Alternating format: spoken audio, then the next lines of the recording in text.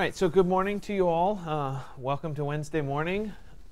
Today you're getting your first grade sheet back. And I generally just hand it out, and then there's a bunch of confusion about how a grade sheet works in my class. If you've been in one of my classes before, it's the same grade sheet that you've gotten before. But I'm going to spend a little bit of time today actually talking about what it is and what you look at when you get it. So this is one, I blocked out the names, it's an old one, and the comments so you can't tell who it is. But at the top here, you'll get your grade sheet back. And at the top, it'll have your name under class average. Obviously, make sure it's yours, not somebody else's. And then up here, right, the top row, sorry, I have to stand back, and maybe I can get high enough. Right there. OK, that's the class average. Right below that is your scores. So, for example, on 107, the class average was 88%, which means that there was a few people that didn't actually turn it in. Your score was 100%. You got credit for it. Right? Remember, the exercises are like a pass, not pass thing. So you either get 100% or you get something less than 100%. Generally, if it's 90 or 80, it's because you turned it in so late that I docked you some points. Because generally, I will give everybody a few free passes. If you forget to post something, I'll let you post it and you'll get credit for it. But if you're habitually late, I'll start docking you a little bit for being late. Once you get to the little red exclamation marks and the yellow boxes, that tends to be whatever I haven't graded yet. So for example, the grade sheet that you'll get today will only go up through, I think, assignment 109, or excuse me, exercise 109. So even though you've already done 110, it doesn't mean that I necessarily have graded it yet. Does that make sense? Right? The other thing that can happen is I may grade one afternoon after class, and you may post exercise 110 that night because you didn't quite get it done. Okay? I'll show it as you haven't turned it in, but you in fact did turn it in. It just has to do with when I grade it. Okay? So generally, if you have a hole right at the very end, the last assignment on here is a 0. Chances are if you turned it in, the next time I see it, I'll update it. That make sense?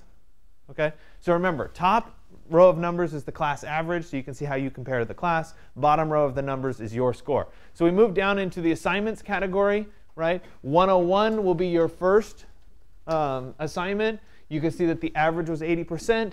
In this particular case, it was a 93. That make sense? Okay. If you get docked for being late, it'll say, it'll be a lower score. If you get below a C, which is passing, the box will turn red. So you can see that something is really low. Come on, computer. No. You'll see that something is really low. It'll highlight and say, this is a problem, right? If you're missing it, if it's a 0 and I've already graded it, it'll turn red so that you kind of see that. Okay, then we come over here to comments, right? As of this grade sheet, there were 10 comments available to make, right? This person made 13 comments, which means they get 100% of their comment score. Okay? If you have a lower number, you're going to get a lower percentage. The comments are not fixed, so they're due at the end of the semester. So you'll see that number fluctuate a little bit. If you're a little ahead, you can slack off a little bit. If you're a little behind, you better catch up, right? So it's flexible. In the little dotted box, we have our class average grade, which is a B right now, and then a particular score of an individual person and what their grade is, what their equivalent letter grade is. Okay? Down here, individual grades and comments, right? Assignment 101. That was the grade that I gave you. Here's the comments that I wrote about your particular project. Right? So use this as a guide. If it was late, you'll see a thing in brackets minus a certain percentage because it was late.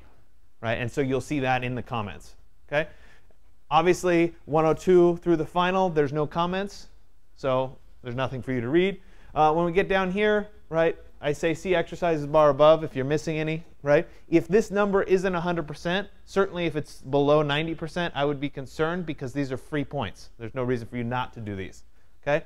Participation is only applied at the end of the semester, so it makes no difference what it says. It says 100% in here. That doesn't mean that it's 100%. It just means that I don't do anything until the end of the semester. Does that make sense?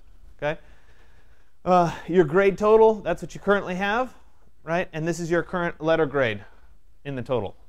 Okay, so it converts to a letter grade. Does that make sense? Yeah? Should be relatively easy, but I figured I'd walk through it so that you see what you're getting. I will give that to you once we start the exercise for today. Okay, So we're going to move today away from Photoshop and into, quote, graphic design, which means that we're going to be dealing with the Adobe product called InDesign, which is the primary graphic layout tool. If you've taken 121 or are in 121, there's a lot of InDesign work that you have to do. Okay? InDesign is not something that you'll ever get away from if you stick with this field, because we constantly do layouts of posters, big presentation boards, all of that stuff ends up in InDesign. When you do your final thesis, it'll end up as an InDesign file. So it's very, very common. It's good to get familiar with it. And we're going to spend a bunch of time trying to figure out how it works and kind of the fundamentals. Today we'll cover basic fundamentals. We'll work with text next class. And then we'll get into some more of the advanced topics. As part of the InDesign section, I talk a little bit, or actually a lot, about graphic design. And we focus on the graphic nature of things. Everything that I say, though, applies not just to graphic design, but also to architectural design, to product design, to industrial design. It's really design in general. And so when I'm talking about this stuff, if I'm talking specifically about graphics, recognize that it applies across the board. So what is the function of design? What is the primary function of design? Why are we all here trying to be, quote, designers? Right? Whether we're trying to be architectural designers or graphic designers or product designers, doesn't matter. We're all under the lump sum of designers. And what are we trying to do? We're trying to communicate some kind of a message through the juxtaposition of words and pictures, through the juxtaposition of spaces, through the arrangement of trees and plants, right? Whatever it is that our field is, we're trying to do something with it, right? It's basically the visual synthesis of thought. Right? So we come up with an idea, we have to figure out how to present that idea and show that idea to somebody else, or experience that idea for somebody else. So what are graphic design objectives? Right? It might be guidance, it might be persuasion, you want to persuade somebody to do something, it might be to encourage somebody to do something, right? You might just be communicating information of some kind, right? It might be motivating somebody. It might be educating somebody. You get the idea. You could probably come up with this list if I made you sit down and come up with this list, right? Information, awareness, direction, dialogue, inspiration. You get the idea. Okay? So as we go forward, I'm going to show you a bunch of examples. Most of the examples today will deal with portfolio book type layouts. I'll do another lecture where we'll do a lot of posters. You obviously just got your assignment 103s where you're going to be doing a lecture series poster. No surprise, I show you a bunch of posters, right?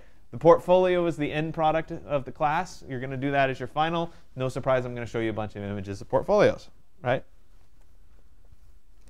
So establishing that function, okay?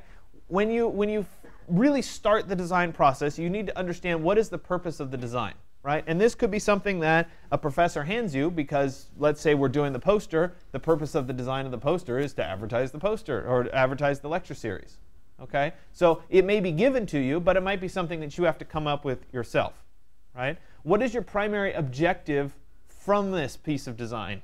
What do you want it to do for people? Do you want it to make their lives better? Do you want to just advertise that, hey, there's a lecture series, right? So you have to kind of define what that is. You have to define who is your audience. Who are you trying to reach? Who are you trying to encourage to do something, right? Who is that audience? This is, in the world of architectural design, it might be who is the client, right? But it also might be who are the people that are coming to the museum to view the work, right? You have to understand who that audience is, and also what is the desired reaction from your piece of work, right? If it's a lecture series poster, what would the obvious desired reaction be?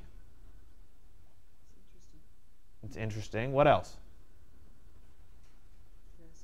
Maybe go to the lecture. That would be a good desired reaction, right? You guys are all asleep this morning. I know, it's early. It's the designer's responsibility to create strong communicative experiences that support the function of design on behalf of the client and for the viewer. Right? If we really delve into what this is saying, it's a very astute comment, right? So it's supporting the function of design, right? That is the design itself, right? What is the purpose? Why are we doing this in the first place? On behalf of the client, i.e., who's paying you to do this in the first place, right? And for the viewer, right? Who's the person that's ultimately going to benefit from it? That viewer might be the client, but it might be somebody else. And you have to be aware of those three facets to really be a good designer. So what are some good designer skills, right? My guess is you could come up with this list or a list very similar to it, right? But designer skills center around analysis. You have to be able to analyze things. You have to be able to perceive things, right? You have to be able to communicate things. Research, management, problem solving is a big one, right? Visualization is huge, right? How do you visualize what somebody's thinking about or what somebody wants, right? Composition, dialogue, organization, information gathering, critical thinking, etc. So let's talk specifically about inspiration for a little bit. And I think this is something that's absolutely critical to becoming a better designer. And it doesn't matter whether it's on the graphic design scale or whether it's on the architectural design scale. The same thing applies here, right? How do you nurture this inspiration? You need to be aware of your surroundings, what's going on around you, right? Part of the reason I love coming back to teach is because I get to interact with all of you on at least 2 days of the week, right? You provide inspiration for me. You're doing things that are innovative. You're doing things that are new. Well, I hope you are, right? And that makes me inspired. It makes me want to do more, right? So just being around and aware is something that's really big, right? You want to be observative, right? You want to observe what's going on, right? What are the current trends? What things are happening, right? And there are little details, right, that can stir you up, right? What Apple introduces iOS 9. It comes out this week, right? What did they do? They changed a font in it. What does that do? What does that do to my perception of what iOS is, right? Those kinds of things are just general awareness sorts of things. And you, of course, want to be open-minded to try things that are new, right? It is found and transformed into tangible objects, right? So we take this inspiration and we mold it and we end up making something. We end up producing something out of it, right? Which is huge. It's different for everyone, even if we share the exact same experience, right? So let's say Wendy and I, right, we go to a lecture series at Berkeley about an architect, and Tom Main comes and talks, okay? What Wendy sees in that lecture is entirely different than what I see, even though we're seeing the same visual images. Because we have different backgrounds, we come from different places, so what we see is different, right? So the things that we're interested in are different. The things that we focus on are different. And that's normal. That's the way it should be. And that's what makes us individual people, right? Inspiration should not be a chore to cultivate. It shouldn't require any extra effort, right? If you're in this field and you want to be a designer, you should love this stuff, right? You should love looking at other things. You should love looking at pictures, right? There's always the joke, oh, you're in architecture school, you just like to look at pretty pictures and make models. Well, you're right, I do, right? That's okay. That's what I want it to be. I would way rather do that than write an English paper, right? But maybe that's just me, okay? It comes from a desire to create, right? A lot of you are creative, create-type people, right? You want to come up with new ideas. You want to make things. Some of you are painters. Some of you are photographers, right? Some of you just like to make things with your hand, whatever, right? You're that kind of person. That's why you're here, right? And you want to communicate ideas, right? Sometimes the communicating ideas is something that comes a little bit later on in the process, right? But it is part of this whole field, right? Don't forget to look inward, right? If you get inspired because you like to go paint, right? If you get inspired because you like to do something, do it, right? That always makes things better. So you want to collect these ideas, right? And this comes from creating a sketchbook. How many people have a sketchbook that they draw in every day? Nobody?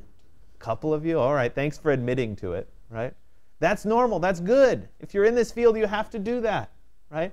Now, the nice thing is the sketchbooks no longer have to be like physical sketchbooks, right? A lot of times people draw on their phones and iPads and all that sort of thing. If that's comfortable for you, you can do that, right?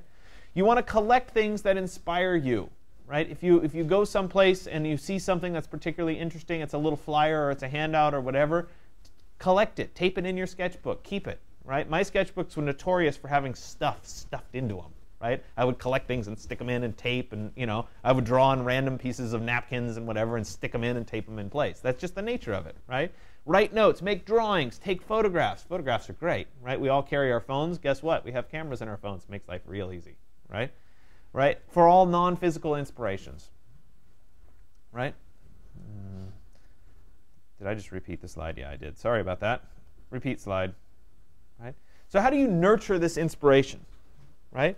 You want to carry something to record your inspirations in with you at all times, right? Good news is you carry phones, so you can take pictures all the time. That's great, right? And if you have to, right, draw on the back of something random and then take a picture of it, and then you kept it, right? That works, okay? You want to become immersed in design, and I think that's one of the things that you guys in a very early stage right now aren't necessarily doing, right? And that is that when you get into a design field, the more people you're around that are in the similar design field, the better, right? Because you build on each other, and you build on each other's ideas. Part of the reason thesis level architectural work is such a big deal is because you live and breathe this for like a year, right? This is all you do for a year, and you let everything else go, and you just focus on it, right? You let go of like showering, like stuff like that, right? Because it's just not important compared to the bigger picture of things, right? So you want to become immersed in it. You want to do things related to it, right? We have a lecture series every spring. There's no reason you shouldn't go to every lecture series, right? Go to the club meetings, right? They might have interesting speakers come. It just depends, right? You want to commit to discovering and collecting new inspirational factors, right? That means trying new things. It means branching out a little bit, right? And seeing things differently, right? You want to communicate with other designers on a daily basis. The good news is you're all here. So you're all communicating with other designers on a daily basis, right? So don't forget to talk to people, right? Don't just sit and work on your computer, right? And be quiet and don't do anything, right? Sit around, talk about ideas. That's one of the great ways of nurturing your inspiration, right? Sometimes you get stuck, right? And this does happen. It happens to the best of us. So what do? Get yourself out of that, right, funk, right? Move yourself on. Take a walk, right? Listen to some music, right? There are different types of music that can help you get certain places, right? Depends on what you're after, okay? We'll explore music a little bit later. What other areas of interest do you have? Right? If you're an architectural designer, are you kind of side interested in web design? Right? Maybe you explore that kind of thing, right? Because it's related but not quite the same thing, right? Attend lectures and other design-related events. That's a great way to see other people. I mean, Berkeley has a free, open to the public architecture lecture series, right, that goes on throughout the year.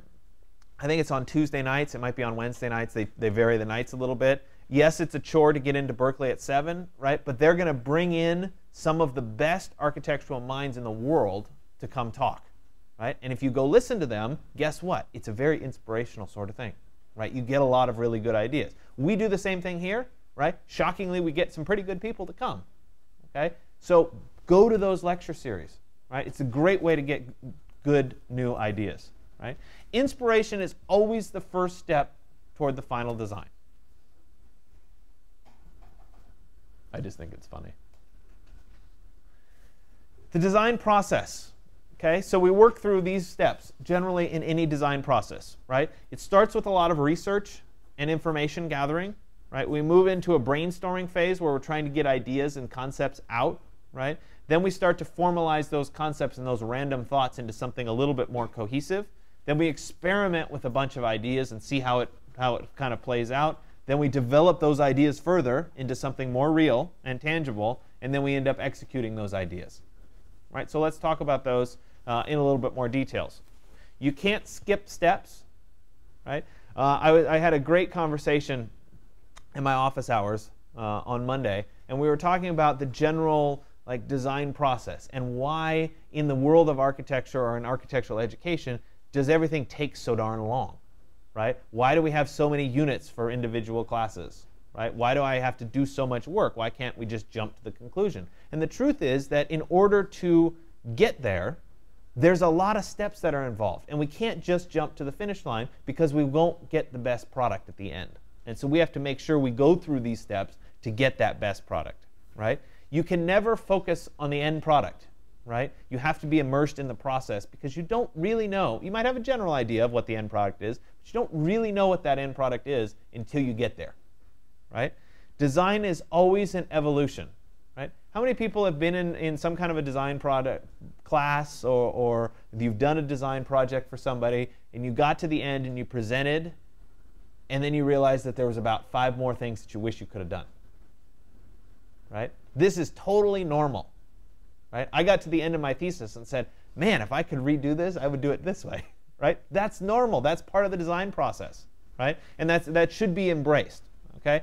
Every step in this process needs to have your full attention. right? If you're not giving it your undivided attention, right, or you're saying, oh, I have a half hour to concentrate on this right now, you're not going to get anywhere, right? You need to dream about it at night, right? It needs to consume you, and that's part of this world, right? It can be totally exhausting. Trust me, it can be totally exhausting, but it's also extraordinarily rewarding, right? And that's what makes it worth it. It's almost like a drug. It gets addictive, okay? So let's talk about the project brief, right? In the world of graphic design, it's called the project brief. In the world of architectural design, it's often called the program, right? Basically, this is the initiation of the design process, right? This is, hey, this is what I want. And then we go from there, right? It's some kind of an overview of the project. So let's say that I'm doing an architectural poster for the lecture series, right? The general design brief is create a poster that identifies the lecture series and lets people know when and where to go to the lecture series and draws in their attention and causes them to want to go, right? If it was an architectural design, maybe it's we're designing a museum to showcase Calder's work or whatever, and it has certain requirements and it has to fit a certain number of people and has X number of bathrooms and whatever. This is the project brief, right? It addresses the design in detail, right, and presents the aspects of the problems that you're going to be trying to solve, right? It also defines the roles of the designer, the client, and the viewer, right? And this is something, especially in the world of architecture, that we don't always specify. We just kind of assume that people get it, right? But this is very important to decide, right? Who's doing the design work? Who's paying for the design work, right? And ultimately, who are we doing it for? Because those three things can be very different.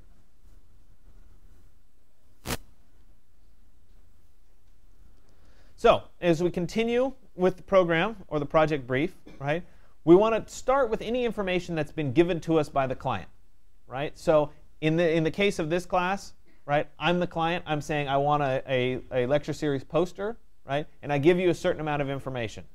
Okay, you want to collect that information and say, okay, this is good information to have, right? You want to read through the information and clarify it, simplify it. Can I use this information, right? What do you ask for, right? What are the missing holes? Those things are really important, right? It's all too easy to have there be some holes, and then down the road you're trying to design something and you don't fully understand what you're trying to design.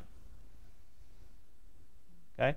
You want to define the primary goals, the messages that you want to convey or express, the experiences you want people to have, right? You want to define any restrictions that are on the project, right?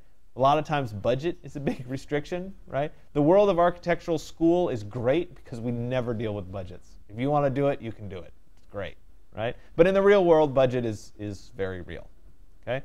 You also want to define a timetable for completion, right? So you have an idea of how long you have. If you were doing this for a living, right, how long it takes is really important to understand, right? And the client needs to understand that because they're going to be paying you to do it for that length of time, right? And you, of course, want to define the audience, right? Who is it that you're designing for? Then you want to go out and you want to start gathering, right, all the things that are going to be used. And if anything is missing, you either need to create it, right, or you need to get it from somebody, right? And so this is a good example that I actually experienced in real life. I had an acquaintance who was going to run for public office in a school district. And she came to me and she said that I need a website. I need to be able to showcase my interests and whatever as part of this whole process. And I know you do a lot of this stuff. Can you help me out? And I said, hey, you're a friend. Of course I can help you out, right? I'll set it up and no problem. We can put it together and no big deal. So I went through and I created a bunch of stuff and the pages and whatever so that it would be ready. And then it came time to putting stuff about this person online. Well, I didn't know what her views were on various subjects and whatever, right? So me as the designer, I could design the website. I could get the framework for the content to be created, but I didn't know what her message needed to be. So it wasn't my job to write it. So I had to go back to her and say, wait a minute, I've got all this open space. What do I put in it, right? Somebody has to write that. And so the point here is that you have to understand what the information is and who's responsible for making it, right? Are you responsible for writing it, or is someone else? So then you want to do research, right? You need to gain an understanding of what the topic is in the first place, right? You need to read and evaluate and understand the provided materials, right? And then you go out and you research additional information, right? You review what other things are going on with the particular client, right? So that you're aware. You want to investigate similar competitive markets. What else is out there, right? And so I think this is a good segue into really understanding what we do in the design field, and part of what becomes an addiction for us in the design field is that we get to explore and learn about a bunch of unrelated random stuff, right? And we like that. So for example, let's say we're doing a design of a museum, right? Maybe it's a Calder Museum, right? Maybe it's the Mondrian Museum. I'm using those from 121 because a lot of you kind of relate to that right now. If we're going to design a museum, we really have to understand the person's work that we're designing it for, right? So if it's the Calder Museum, we really have to research Calder, right? What is he about? What does his work portray, right? We really have to understand that in order to become good designers, right? The cool thing about architectural design is maybe we're working on a Calder Museum one day, and then all of a sudden we're working on a zoo the next day. And we get to go work and research and learn all about animals and where they poop and how they get rid of the poop, right? Or whatever it is. Right? That's what's so fun about the world of design, right? Maybe you're working on a residential project and you're trying to think about who's going to live there. And maybe it's a family that has multi-generations and you're trying to design for young kids all the way up through grandparents, and they're all going to live in the same house, right? Those challenges are what makes design work so interesting. And so we want to focus on that, and we want to gain an understanding of that topic, right? Obviously, some things you're going to be more interested in than others. Right? Then we get into the brainstorming phase. And in the graphic design world, this is much more about free writing, mind maps, right? Relational data, that sort of thing. In the architectural world, it's a lot more about sketching out random ideas and getting ideas out of your head and trying to figure out how you're going to solve certain problems. Right? It's that big dump of information that you might have in your head. How do you get it out and into something that's useful?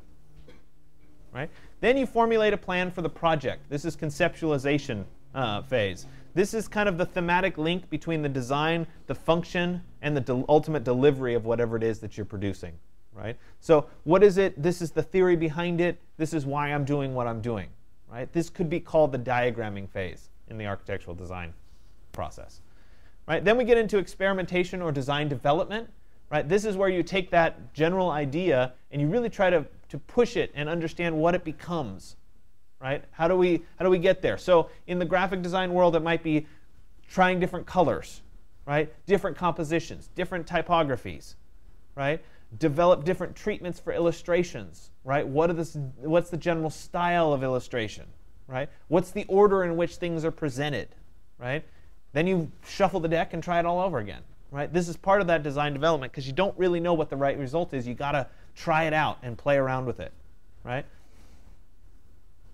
And then we get down to the execution phase. And this is when you're distilling down the best ideas and really focusing them and making that final product. Right?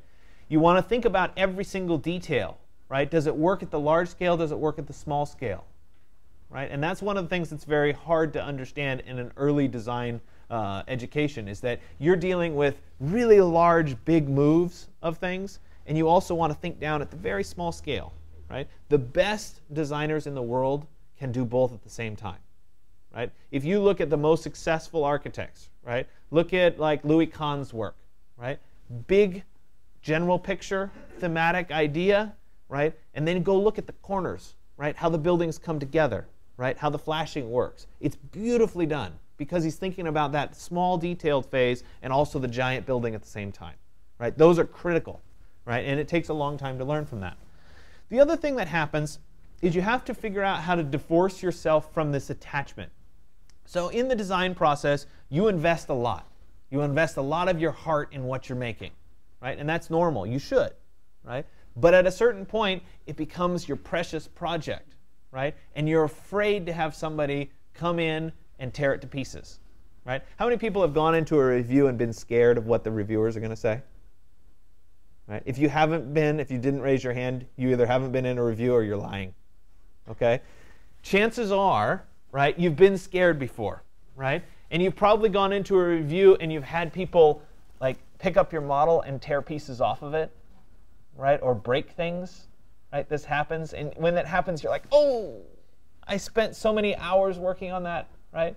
The truth is, though, they're not doing it to maliciously hurt you, right? They're trying to show you other solutions that are available to this design process, right? They're trying to show you things that you didn't think of. And they're trying to make you push what you're comfortable with, right? And so if you get really attached and focus on this is my precious object, when somebody takes that model and they break it in two and your heart breaks in two, right? You have two choices, right? You can get focused on the fact that they broke your model in two and you're devastated because they broke your model in two, right? Or you can divorce yourself from that attachment. You can stand back and really try to understand what they're trying to teach you, right? If somebody in a review actually takes the time to pull apart your model, right, it means that they really care about what you're doing, right? It also means that whatever you're doing, you're on the right track, right? And if you would just pushed it a little bit further, you'd get that much more out of it, okay? The worst review you can ever have in architecture is one where the reviewers don't want to say anything, right? If you sit there and you present and the reviewers kind of look around, you know, maybe they look at the other reviewer and hope that they talk, right? That's not a good review, right? The best reviews are the ones where the reviewers are up and they're looking and they're walking around. There's, what about this and what about this? And they're talking to each other, right? They might be ripping your project to shreds, but it's not about that anymore. It's about the learning process that's happening during this. Sorry. Apparently, my laptop really likes the screensaver today. Maybe not. How nice. I have nothing. All right, let's try that again. I don't even know where I am.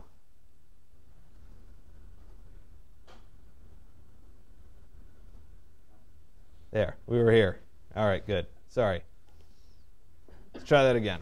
Okay. So anyway, the best reviews are those dynamic ones where they're really tearing your work apart. And what you need to do is you need to be able to step back and understand what the people are saying so that you learn from it. The best learning experiences happen during a review, right? The cool thing about a review is that a bunch of people are coming in from the outside and volunteering their time to make you a better designer, right? So there's no reason to have any animosity with them. Learn from them. That's the best thing that you can do.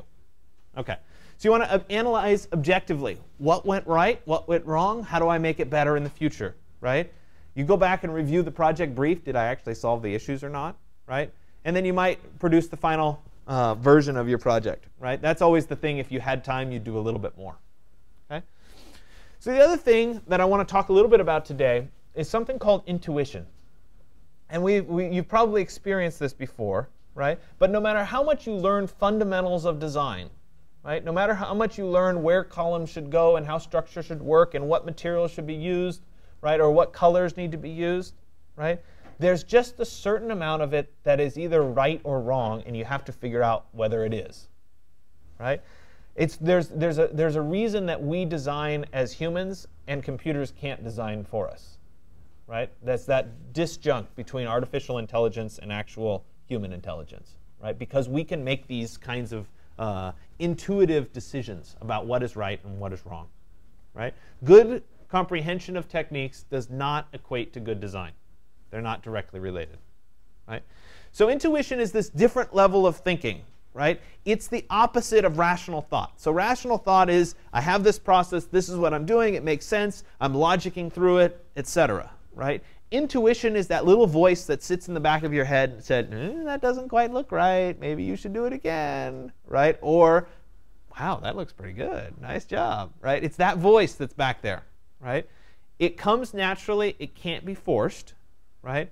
And it allows thoughts that would otherwise be dismissed to come through, right? So in your rational frame of thought, you might say, that can't be done, right? Or I can't do that, or something like that. Your intuition and your intuitive voice says, well, what if I could? Maybe I can, right? It's that little voice that's trying to push you that much further, right? It's to provide you guidance. It's to let warning bells go off that you're doing something not right, right? But it's also to cheer you when you are doing something that is right, right? It provides a little bit of protection for you, right? Because it's that second guessing of yourself, right? Should provide inspiration, should provide enlightenment and synthesis as well, right? It's going to help cultivate your imagination, right? It allows designers to move beyond their comfort zone, right? And that's something you will constantly be pushed to do in a design education, right? You have preconceived ideas of what you can design and what you're good at. They're going to push you outside of that, right? Let's say you're really good at traditional buildings. They're going to push you into modernism because they want you to learn to design that, right? You should be able to design anything. That's the idea, right? It's often the thing that leads to the fresh and innovative solutions, and that's what makes life fun, right? It increases the number of ideas generated, and it often provides that spark that pushes you forward. It doesn't have to happen at a specific time either, right? You could wake up in the middle of the night, right? And your brain has been working on it all night, and all of a sudden you have it. You know what you're going to do, right? So one of the big challenges of intuition is you have to allow it to surface without worrying about what the outcome is going to be, right? So you have to just kind of trust that it's going to turn out okay. And that's a hard one, and it takes practice, right? It takes time to believe that your instincts are valuable and valid, right? If something just feels right or something just feels wrong, it takes you a while to learn that, yeah, you're right. It doesn't feel right, or it does feel right, right? You can't prejudge or abandon ideas without letting them mature. So you can't just arbitrarily say, no, that's stupid, right, and move on. You have to actually kind of push that idea through and see whether it really is or not, right? And it isn't always useful or appropriate. It might be off on some tangent, and you have to be able to filter that out. So how do you nurture this intuition? Don't be afraid to take risks, right? And this is something that's a little bit hard because you have to get a sense for who is teaching the class. Because, okay, let's be honest. All of you are here in school, and you care about what grade you get in the end of the class, right? Or maybe not, but I think most of you would fall. How many people fall into that category, right? Most of you probably care about what your grade is going to be. Okay? So given that you care about what your grade is going to be, you have to learn, right, or understand who is the instructor, right, and do they reward risk-taking or not, right? I will tell you right now that I will never, ever penalize you for taking a risk, right? I set up things so that you can take risks and not be afraid to fall, okay? In this class, you can always do a regrade on any one of your assignments. Guess what? That's an open invitation to take a risk, right? And to push the boundaries. That's what design is. Now, there are some instructors who don't want you to take risks and who want you to stay in the safe zone, and you just have to recognize who they are, right? And if you have one of them, then you play in the safe zone, right? But if you don't, if you have somebody who's willing to reward you for risks, take the risks. It's far, far better to take that route, okay? Listen to your inner voice and react to that inner voice, right? If you walk out on thin ice and your inner voice says, I can do this, right? Your project is going to be way better than if you just stay in the safe, oh, I know I'm going to have good results, right? The adage always was, in architectural school, right, there's people that get, A's, right? Very small percentage of people. Those people that get A's end up going on to teach, right? The people that get B's are probably the best at what they actually do at making, quote, making architecture or making design, right? So they struggle because they focus all their attention on making the design, right? The people who get C's and D's, right, in a design school, they tend to go off into business and hire the people that got B's to do the actual work, right? So the people that get C's and D's are the ones that actually make the money, right? So there's this funny joke about how all that works, right? And it's a little bit about this, because if you're willing to take those risks and do those things because it's right for the design, you might not be the best for the business sense of how you actually make the money, right? So don't worry about it. That's not to scare you out of being an architecture person or a design person, right? You can make money in this field too, just like anything else, okay? Don't overanalyze, right? Expect the unexpected and record your thoughts, right? Record those random ideas, right? Elevate your game. In the design process, there are things that you think about rationally, those that you learn about, and those that you're looking for. And then there's the most interesting part that you can't be rational about. You just feel it for some strange reason, if you feel it right, it will fit into the concept perfectly, right, and make it more interesting and unique, right? Lana is talking exactly about intuition. She's talking about this in specifics, okay? If it fits, it will just like click, and that's one of the beauties of design, right? So you just have to trust that, and you have to learn it, and you have to nurture it. Okay, so we're going to move over into the world of InDesign. So give me a second to switch over here. Okay, so we're going to move on into the world of InDesign, and I'm going to give you a broad overview of InDesign, and then we're also going to today start by creating an album cover. And I told you we'd revisit music today, and I think this is one of the more interesting things because you get to pick whatever artist you want to do a new album for, and it's fun to see who people pick and what the albums end up being. So anyway, we're going to start in the world of InDesign, so I'm going to go ahead and open up InDesign. I'm going to go to the Start menu, go to All Programs, and then I'm going to open the Adobe Design Standard CS6 and open Adobe InDesign CS6. Okay?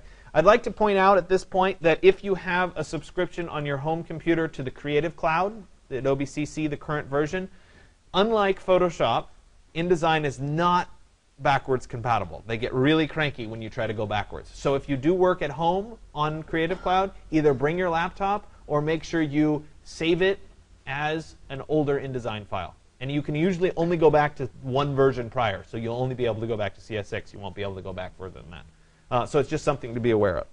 Okay? So this is InDesign as it comes up. We get this little splash screen that comes up first and will allow us to create a new document.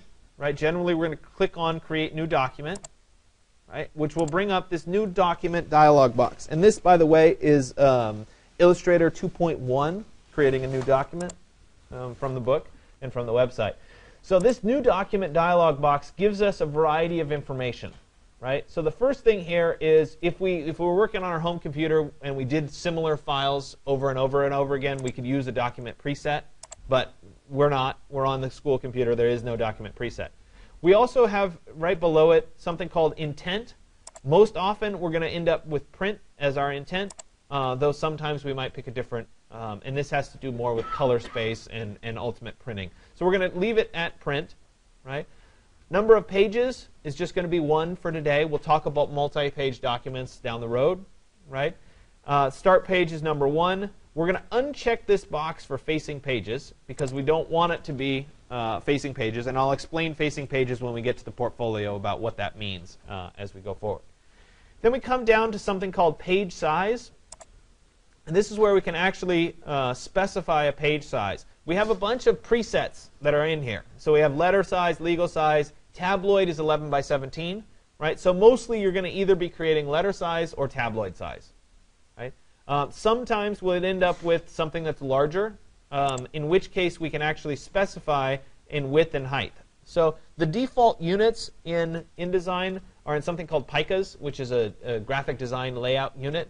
Not something that's particularly intuitive to a lot of people. The good news is if we wanted to specify, say, a width of 17 inches, we can type 17 inches, and it will convert to the pica.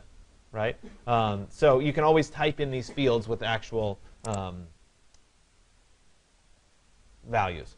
So anyway, I'm going to pick today compact discs because we're going to do an album cover, and it will specify. We have orientation here.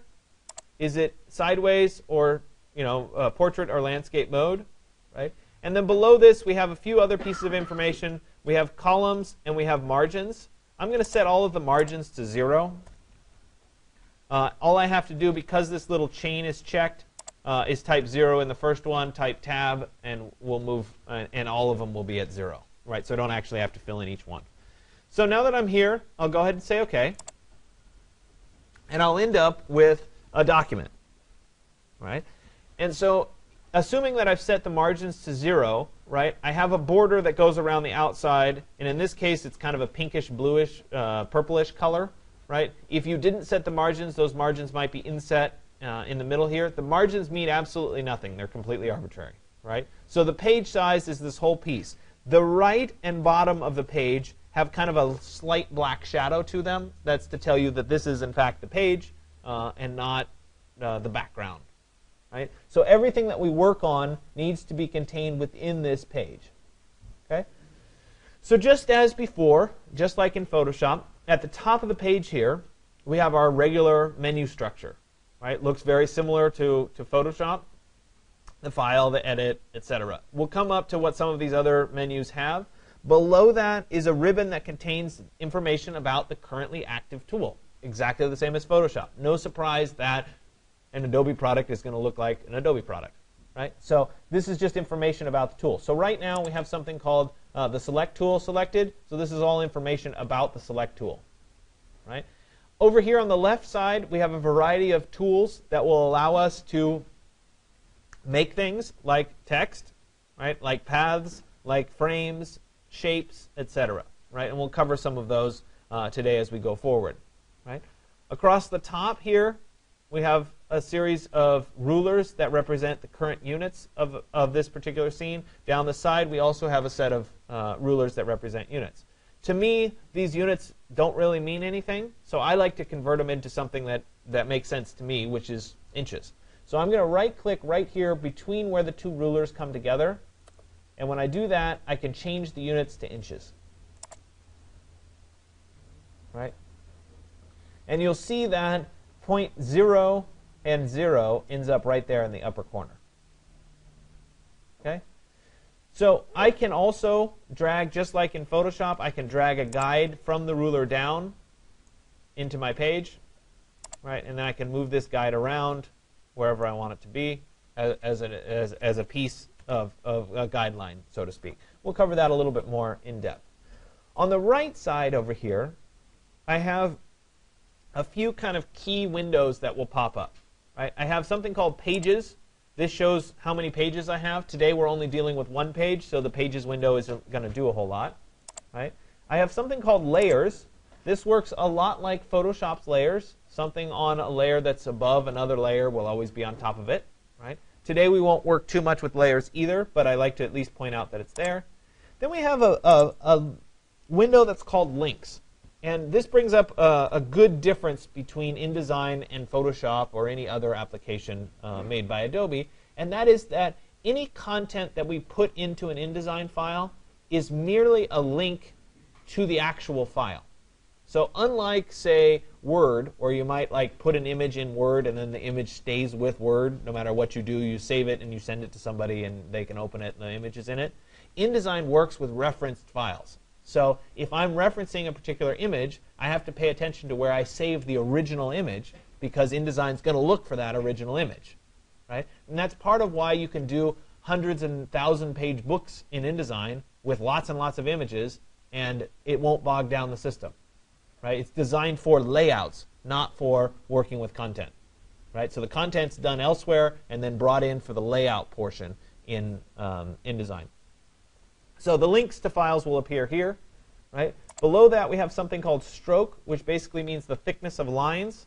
Right? We have color, which obviously does the color. And then we have swatches, which we'll talk about much later on in the class. Okay? So I'm going to start, because I'm doing an album cover. I have to be able to create whatever this album is that I want to create. So I need to start with finding some imagery. And I could certainly use the default imagery or the imagery that I did of campus, but if I'm going to pick an artist, I have to pick something that would be a little bit more related. So I'm going to go ahead and open up my web browser, and I'm going to do a Creative Commons search.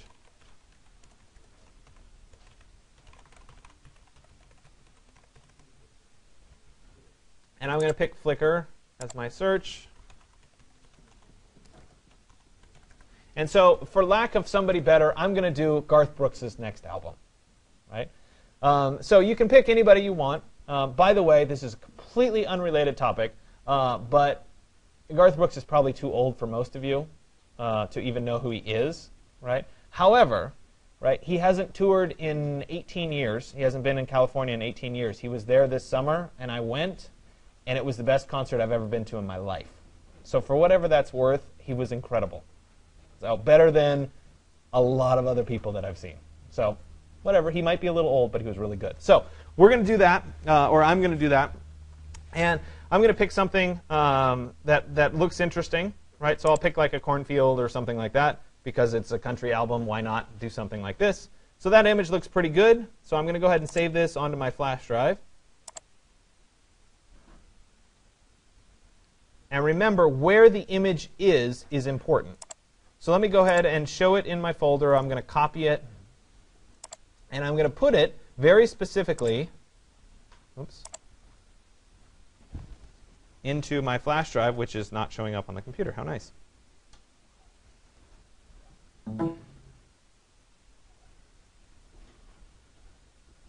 There it is.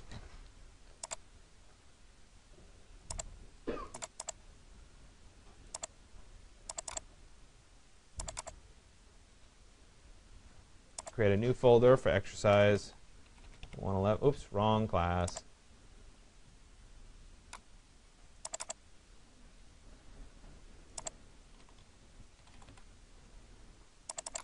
All right. And so I'm going to paste that image here into my folder.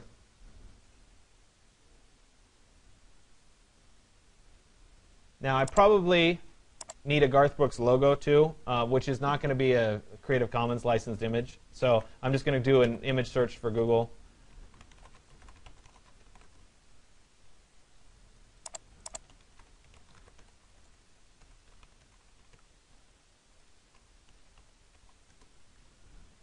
Right? And so we'll get a Garth Brooks logo here.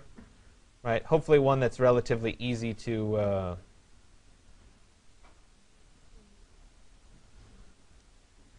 this one looks pretty easy. View image. All right, perfect. So let me go ahead and save this image. And I'm going to put it on my flash drive as well.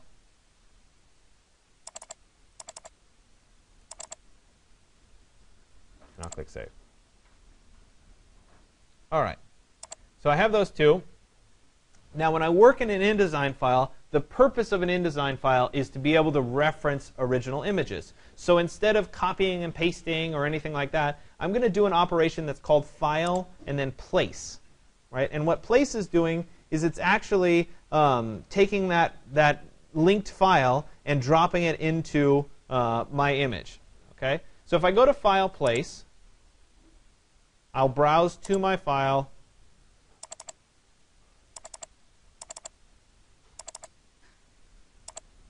And I'll go ahead and say Open. And I get a little cursor that shows a little preview thumbnail of what the image is. And then if I click on my screen, I get the image. Okay? So now the problem here is the image is significantly larger than will fit on my page. Right? So instead of placing the image directly, I'm going to undo for a second here. I'm going to create something called a frame first. So Control-0 will show the whole file. And then I'm going to come over here on my left column. Right? There's something with a rectangle with an X in it. Right? That's called a frame. And so if I click on it, I'm going to create basically an empty object. And I'll do it the size of the page. Right? And it creates this kind of bluish object with an X in it.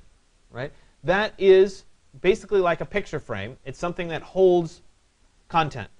So with that selected, so I'll use the black arrow here and make sure that that is selected. I'll go to File and then Place. And I'll pick right here that image. Okay? And it's still really big, but you see how it's automatically cropped to the size of that frame? Right? So I have that. And now I need to do a little bit more to transform this particular image. I really would like to see my image instead of having it so large and so blown up. So I'm going to right-click on the image, and I'm going to come down here and look for something called Fitting. And Fitting basically controls how the image fits within the frame. And so from here, I have some options. Right? Fill frame proportionally means, right, take the content, take the image, make sure it fills the frame, right, so there's nothing outside of it, right, but make sure it completely covers the frame. So if I click on it, right, we'll get the whole image. There's more image at the top and at the bottom, but I'll get the whole image showing in my frame. Okay? If instead I went to Fitting, right, fit content proportionally, right, I'd get the whole image inside the frame, but I get a white bar on either side. Right? Because the content aspect ratio doesn't match. Right? If I right-click and I go to Fitting and I say Fit Content to Frame, right, it's going to stretch the image to fit so that it fills the whole image. But it's going to stretch it and distort it. which might not be what I want, right?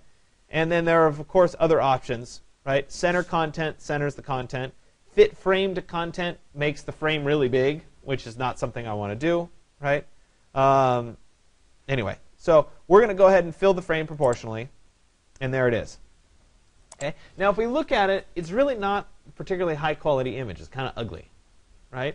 And that is because InDesign is deliberately stripping down and stripping out information to make itself fast, right? So I'm not seeing a high-resolution image. I'm seeing a preview, an approximation of what the actual image is. So we're only doing a basic album cover, so there's really no reason for me not to see the full information. So I can right-click on the image again, and I can go to Display Performance, High Quality Display, and I'll get the full resolution of my image. Okay? So now it's a matter of I'm going to place another image. So let me go ahead with my little frame, and we're going to put it as square, right about there. And I'm going to go to File, Place. By the way, to make it square, I held down Shift to keep it proportional on the sides. So I'll go to File and then Place, and I'm going to pick the logo. And I'll go ahead and right-click on it. I'll go to Fitting, and I'll say Fill Frame Proportionally. There it is. Okay, so it's there. But unfortunately, it doesn't really look that good, right? Because it's just a big white square, right? So remember, we're in InDesign, but you guys all remember Photoshop, right? Back in the day. So let's go over to Photoshop and fix that image, and we'll bring it back in. So I'll go over and I'll open up Photoshop. I'll go to File and then Open. Let me go to my flash drive.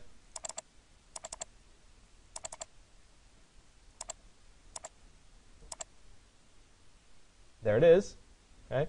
So we talked about isolating objects before, right? This one's going to be rather easy to do, right? I can use the magic wand tool, right? I'll select the white there. I'll hold down Shift, select that white, and that white. Right? I'm going to right-click and say Layer from Background so that it's an active layer instead of just the background. And then I'll go ahead and press Delete, and I'll end up with just the logo on a transparent background. Right? So I'll go ahead and go to File, Save, and we'll save this, or excuse me, let me save for web. And we'll save it as a PNG.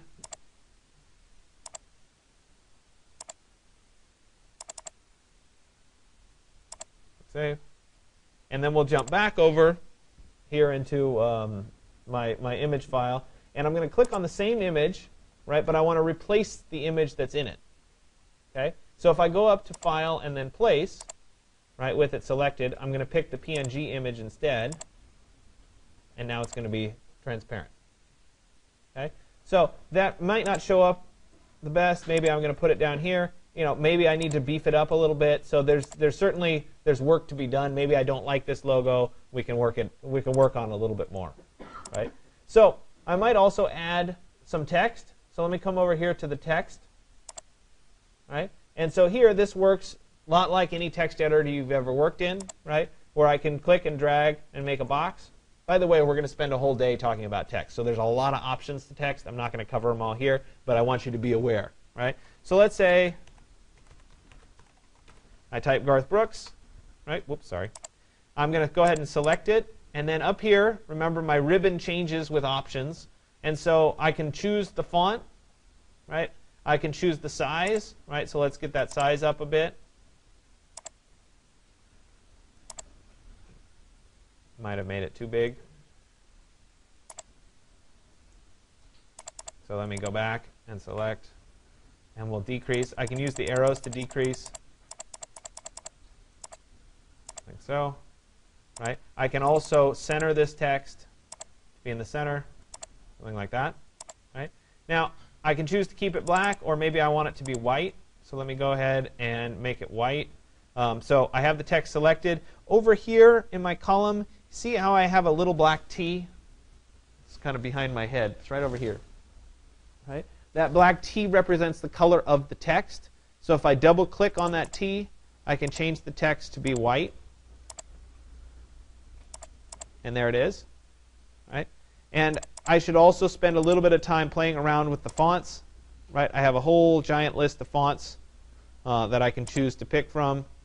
right? And this one's a little bit larger, a little bit bolder, so I think it'll look a little bit better. Right? Something like that, right? And then I might add what the album title is. Right, let's move this over here for just a second.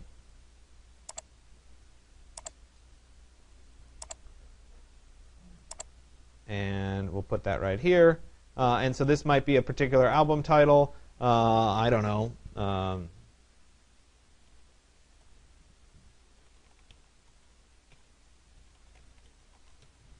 Tracks in a Field. I don't know. For lack of something better, right? So let me go ahead and make that a little bit bigger.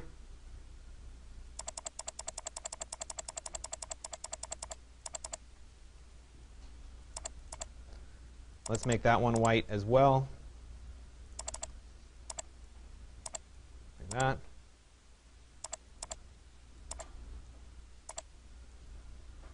Etc. Okay? So once I have this done, right, and obviously I'll spend a little bit more time tweaking it and deciding what I want it to do. I've seen people add like the explicit warning logos, so you could go look for, not that Garth Brooks would have an explicit song, but you get the idea, right? I could go back to my image search.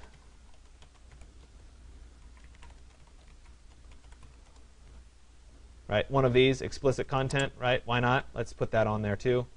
So let me go ahead and view the image, save image as, save it right there.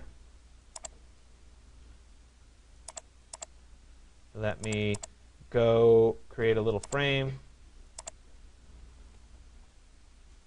That, and we'll go to File, Place.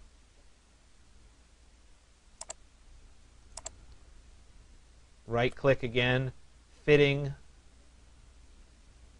Fill Frame Proportionally. There it is. Okay, so this brings up a good point. So when I created this little box, right, it's cutting off the top and the bottom of my little icon here. So what I want to do is I want to adjust the frame, and so I'll drag the frame up. And see, I'll get more information, right, of my image. There it is. And I can drag this down. So the frame essentially works like a crop tool does, right, where you can cut off parts of the image. This might be a little bit large, so I can come over here to the free transform tool, which is an arrow with dots kind of in a square. And that will give me the ability to shrink the overall parental advisory, right, and we'll stick it something like that. Okay? So when this is all done, right, I'll go ahead and I'll go to File, and I'm going to go to Export, and I'm going to specify, right, PDF is generally the most common thing that you're going to specify, but I'm going to specify that I want this to be a JPEG, and then I'm going to save it to my flash drive.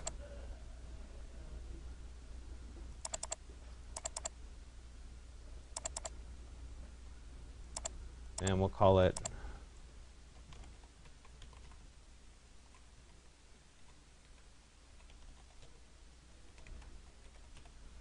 and I'll go ahead and click on Save.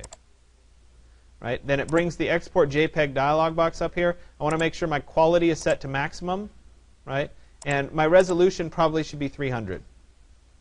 Right? And so once that's done, I'll go ahead and click on Export. Right? And now, if I look at the actual result, you'll see that it clips everything to fit just within the box. Right? So in the InDesign file, I had this piece extend beyond the page. Right? When I make the export, right, it clips off that part of the page. So it's important to recognize anything outside of the page is going to get clipped. Okay? So I'd go ahead and I'd save this, and I'd put it into the course website as today's exercise. Okay? I can do a few more things. I'm going to look at here at this primary text. And again, we'll cover a lot more options as we go forward. Right? But let's say that I didn't want this text to be filled with white. I wanted it to be outlined in white. Right? I can again come over to my little colors.